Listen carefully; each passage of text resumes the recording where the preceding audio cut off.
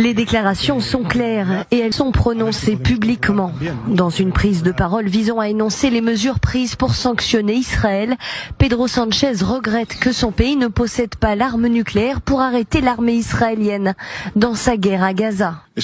Comme vous le savez, l'Espagne ne possède ni bombes nucléaires, ni de porte-avions, ni de grandes réserves de pétrole. Nous ne pouvons pas, à nous seuls, arrêter l'offensive israélienne.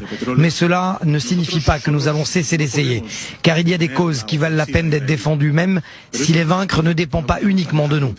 Un pas de plus franchi par Madrid, qui maintient sa position pro-palestinienne et très clairement anti-israélienne.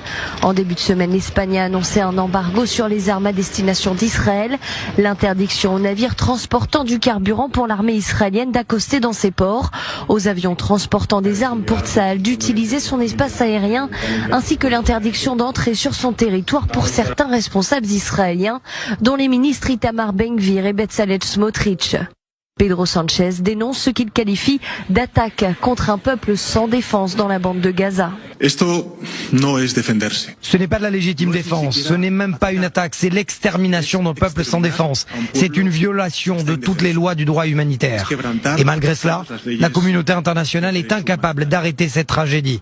Dans ce contexte de fortes tensions entre Israël et l'Espagne, la 18e étape de la Vuelta 2025, le Tour d'Espagne en vélo, s'est lancé aujourd'hui avec l'équipe israélienne, représentée par le cycliste Nadav Reisberg.